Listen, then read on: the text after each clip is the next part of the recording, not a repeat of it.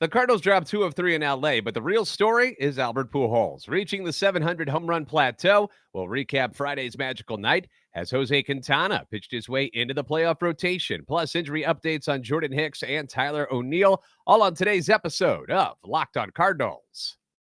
You are Locked on Cardinals, your daily St. Louis Cardinals podcast, part of the Locked on Podcast Network, your team every day.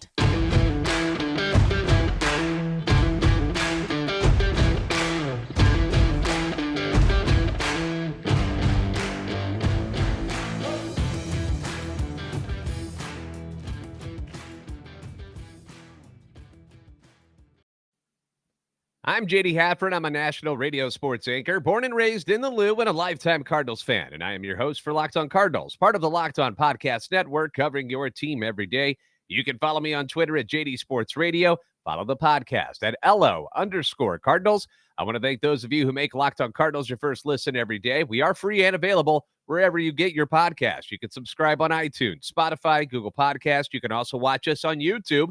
Be sure to like and subscribe and comment so you can interact with us. If you would like to share the YouTube videos, that's fantastic too. We're never going to say no to that.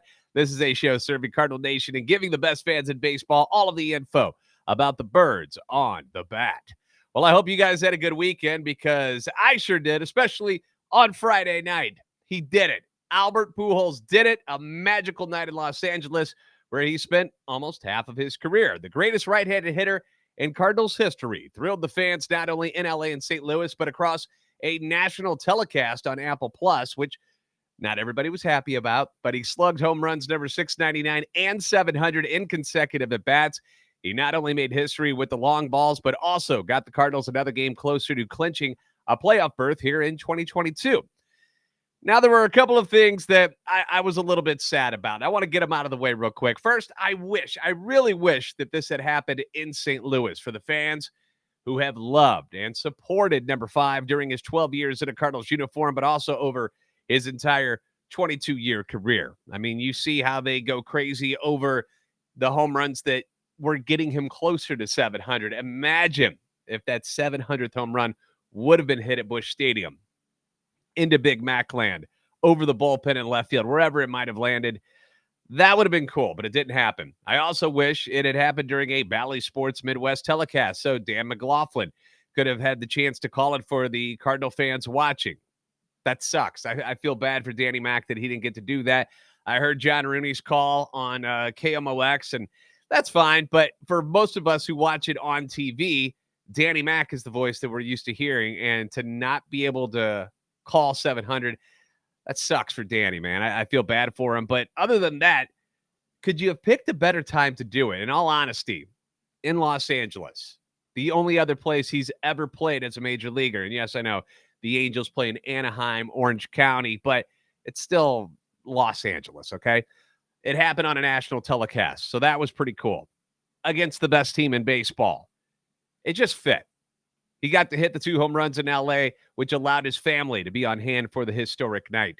Pujols said this: "What a special night to have my family in town and to do it at Dodger Stadium. I said it earlier, my joy pretty much of this game came back last year while playing for the Dodgers and being in the postseason. It's pretty special with the Dodgers fans here, and I get both sides of this. The Dodgers get to enjoy this, and I get to do it with a Cardinals uniform, which makes it even more special. I'm just thanking God." No scenario was going to be perfect. It never was going to happen that way. And this way he got to share it with everybody that he spent time with in the major league. So Albert Pujols becomes a member of one of the most exclusive clubs in baseball history on Friday night, launching number 699 at 700 of his career to lead the Cardinals over the Dodgers in LA. He became only the 4th player to reach that milestone, 18 years after Barry Bonds was admitted, 49 years after Hank Aaron did it, and 88 years after Babe Ruth became the character member of the 700 Club. And he will likely be the last one to get there for a long, long time. Rob Raines over at STLSportsPage.com pointed out that there are only eight active players with 300 or more career home runs, and only 2 of them are less than 34 years old. The Angels' Mike Trout and the Yankees' Giancarlo Stanton, and both of them have dealt with a lot of injuries the last couple of seasons. Pujols now has 700. Next on the list, is the Tigers' Miguel Cabrera, 39 years old. He's at 506. Okay? 3 years younger than Albert, but almost 200 home runs behind the guy. And we all know how great Miguel Cabrera has been over his career. Next is the Washington Nationals' 41-year-old DH Nelson Cruz at 459. Then you've got Stanton, who's 32. He's got 375. Trout, who's 30 years old with 346 home runs.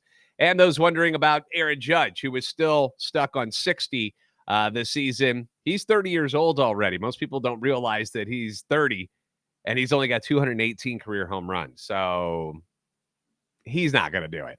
The Cardinals' Paul Goldschmidt, he's number 10 on the list right now at age 34 with 315. And then Nolan Arenado right behind him in 11th place at age 31 with 299. So there's a reason why you only have 4 people who have reached 700 home runs, because it's not easy to not only hit home runs in general, but play long enough and at a high enough level to be able to get there. Albert hit home run number 1 of his career on April 6th, 2001 against the Arizona Diamondbacks' Armando Reynoso. How about that trivia question? And on September 23rd, he hit number 700 off of the Dodgers' Phil Bickford. From 2001 to 2012, Albert never hit less than 30 home runs in a season. And he averaged almost 40 a year over that time span. Almost that entire time with the St. Louis Cardinals. The 2012 season was when he went over to the Angels. Now, in his 22 seasons, he's averaged just under 32 home runs a season, which includes seasons of hitting just 17, 19. You had the COVID year where he only hit 6 because they only played 30 games, and 17, which had brought his average home runs per season down a bunch. But the consistency that it takes to hit a number like this, it's astounding.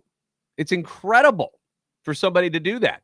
And the sad thing is, this season, he's hit 21 in just 291 official at-bats. He looks healthy. He looks as energized as ever. It looks like he could keep going. He's helped propel this Cardinals team in the second half of the season to a 39-20 record and on the verge of winning the NL Central. He became only the second player whose career lasted more than 10 years to hit 20 more home runs in his first season and then 20 or more in his final year. The only other person to do that, Ted Williams. Boston Red Sox great Ted Williams was the only other player to pull that off. Pujols has also reached the 20-homer mark for the 18th time in his career. The only players who have more 20 home run seasons were Hank Aaron and Barry Bonds. It was the 4th 2-homer game of the season for Albert, who has 15 of his home runs since the All-Star break, which ties him for 3rd in all of baseball behind Aaron Judge, who's doing crazy stuff this year.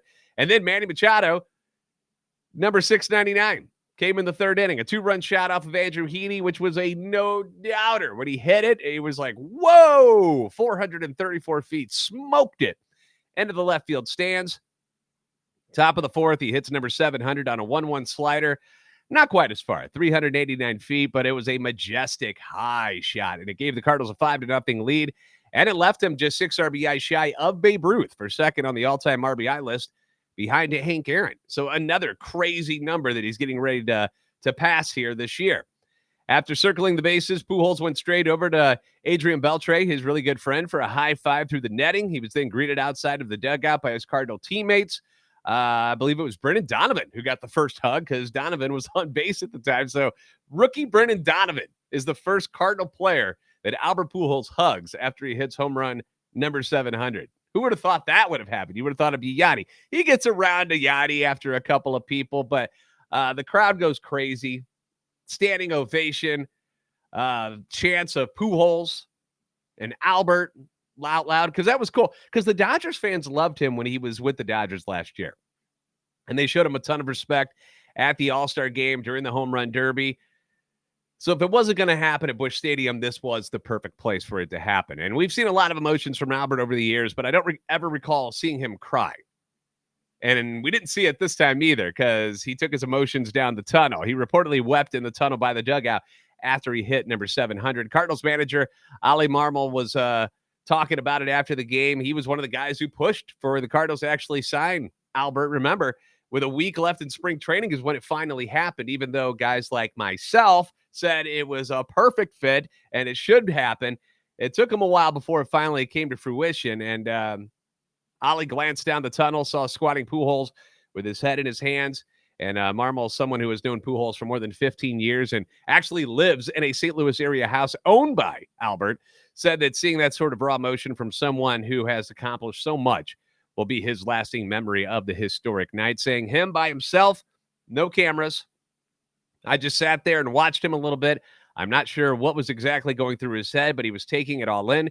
He was crouched down and his hands were in his face. It wasn't a part of the show and everything that was going on the field. It was just him realizing all he had just accomplished, and pretty damn cool. Cool indeed, Ollie.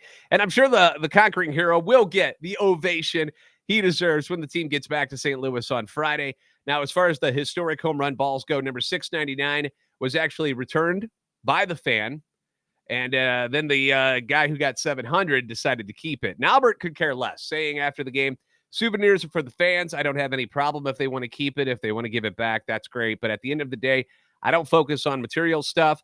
A lot like he said after he had hit the home run in Pittsburgh when he passed Alex Rodriguez. He's like, it's okay.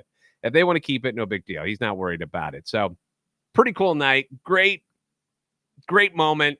One of the coolest things I've ever seen watching this game over the years. So congratulations to Albert. We're going to talk more about the games themselves that happened this weekend and the brilliance of one Jose Quintana. We're going to do that next here on Locked On Cardinals. But first, I would like to talk to you about LinkedIn. There we go. These days, every new potential hire can feel like a high-stakes wager for your small business. Now, you want to be 100% certain that you have access to the best qualified candidates available.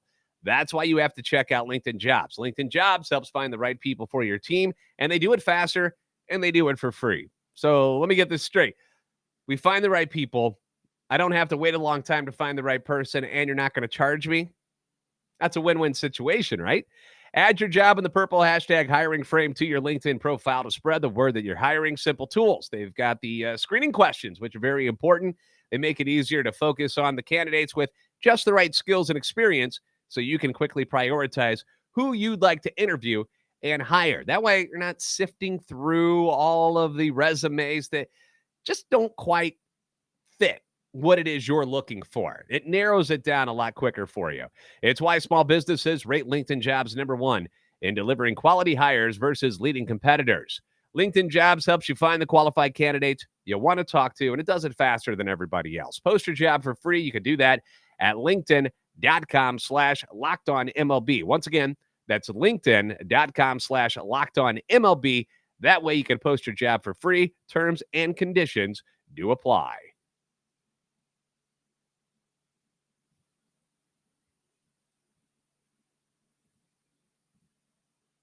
Now, besides Albert doing his damage on Friday night, the Cardinals' offense was excellent as a whole. They hit 3 other home runs in the game, making this the first time in their history that they had hit 5 home runs in a game at Dodger Stadium.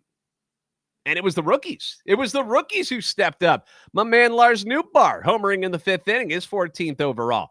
Juan Yepez in the 7th, his 12th. Alec Burleson hits his first career home run in the 8th inning. I mean, how cool is that for Alec Burleson? The game that he finally hits one over the wall, same one that Albert Pujols hits number 700. That's something special. And all 3 of these rookies are going to be able to say that now that, dude, I hit a home run in the same game that Albert Pujols hit number 700. I mean, what a great story. Nootbaar also drove in another run with a single as he finished with 3 hits. Dylan Carlson had a pair of doubles, drove in a run, and scored twice in the 11-0 shellacking of the Dodgers. Oddly enough, Goldie and Arenado a combined 0 for 8 in the game, but who cares, man? It was fun to watch, man. You got Albert doing his thing. You got the rookies doing their thing. And besides the offense, you had the big story. On the mound, you had the lefty Jose Quintana dominating, throwing 6 2/3 shutout innings while striking out 6. He didn't walk any. He allowed just 5 hits. Zach Thompson throws an inning and a third of shutout ball. And then out of nowhere, talk about another crazy story. Outfielder Corey Dickerson comes in and throws a shutout inning. He gives up a couple of hits, but Corey Dickerson can say, I threw in the game that Albert Pujols hit number 700 at Dodger Stadium because we were winning so much that he was allowed to come in and throw an inning. Corey Dickerson, unreal, throwing an inning in this. Have you noticed, though, how good Jose Quintana has been? You probably have, but in case you haven't, check out the stats. He's not allowed a run in his last 2 starts. That covers 14 2/3 innings. In 4 September starts, Quintana has allowed only 2 runs over 25 1/3 innings, and his ERA on the season is now down to 3.03, which is 8th best in the National League. That's ahead of guys like Yu Darvish, reigning NL Cy Young Award winner Corbin Burns, Kyle Wright, who's the 20-game winner with Atlanta, Aaron Nola, the ace for Philadelphia. Since coming to the Cardinals, he's got a 3-1 record. His ERA, 2.14. He struck out 41 hitters in 54 2/3 innings and has walked just 13. He's also got a ground ball percentage of 49.7, which would be a career high for him since joining the team. And when you feature 3 Gold Glovers out there, Arenado at third, Goldschmidt at first, Edman playing second or short, you're going to have success with that kind of game plan where it's ground balls, ground balls, ground balls. And it's working out nicely for Jose Quintana. The question is, has he now pitched himself into a top 3 spot in the rotation come playoff time? And I don't see why not. Wainwright continues to fight through this dead arm era that he's dealing with, but hopefully we'll get right by the playoffs. I have faith in Adam that he's going to be fine once we get to October, but we're getting pretty close. Okay. We're only a few days out from this. So that's a little bit worrisome.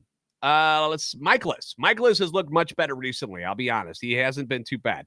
Jordan Montgomery appears to be human finally. We knew that what he was doing was going to be tough to replicate over and over and over. It was a great run when he first got here. Now starting to come back down to earth a little bit after his amazing start. And then you've got Jack Flaherty, who's still coming back from injury. So you're not totally sure what you're going to get just yet. Kind of a wild card in this whole thing. But Quintana has been their best pitcher in September and absolutely deserves a spot. And if anything, because he doesn't throw a lot of innings. Like Quintana's not one who normally will go into your 7th or 8th inning. If anything, you piggyback him with Hudson or Flaherty or Steven Matz out of the bullpen in a game, since most games he doesn't go deep. So you can do that. Just some ideas that you can throw out there. He's certainly deserving of interest from the team after the season, considering that he only signed a 1-year, $2 million deal with Pittsburgh. And then the Cardinals trade for him and get him over here. They're already looking towards next season. You've got Jordan Montgomery, who's already under contract, so he's not going anywhere. Match, you've got locked up. Flaherty, which I know he's looking for an extension and whatnot, but 26 years old, they're probably going to lock him up at some point. If Waino comes back and then you get Quintana, there you are. You're set for next year. There's your 5. If Wainwright doesn't come back, you've got Dakota Hudson. You've got some guys in the minor leagues. Perhaps you sign a guy. There are some options there. But if you went into next season, you have Montgomery, Matz, and Quintana, 3 left-handers, and then Flaherty and Waino from the right side, I'll be okay with that. I'm not going to complain too much about that whatsoever. But again, someone could still offer Quintana a bigger deal. So hopefully, and I'm sure the Cardinals have already thought about this, we'll have a discussion with him at least about what's going on next year. Now, speaking of Montgomery and Wainwright, they did throw on Saturday and Sunday. We're going to talk about them next and give you an update on the injuries to Jordan Hicks and Tyler O'Neill on Locked On Cardinals.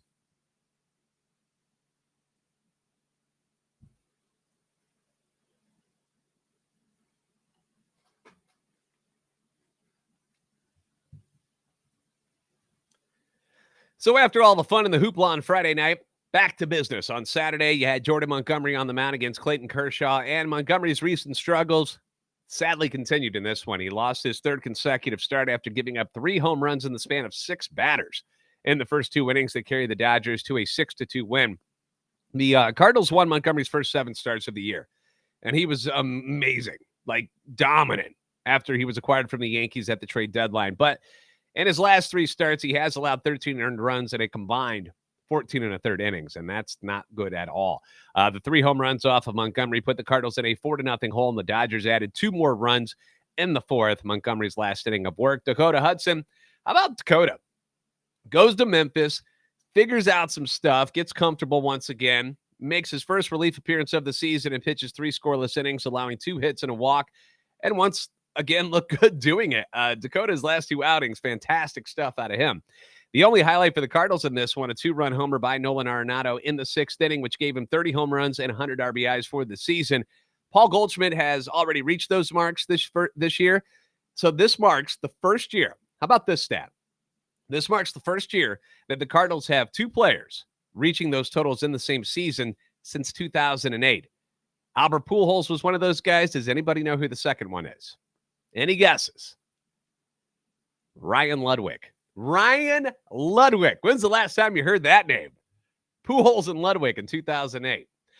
Then on Sunday, you got Wainwright going up against right-hander Michael Grove. And unfortunately, another rough start for Waino, who lasted only 3 innings. He gave up 4 runs as the Dodgers beat the Cardinals 4-1, which gave them a 2-4 record against the Padres and Dodgers on this road trip. You still got 2 more games against the Brewers before they wrap it up. The Cardinals' only run on Sunday came in the second inning. Juan Yepes draws a 1-out walk, went to second on a single by Dylan Carlson, scored on a single by Yadier Molina.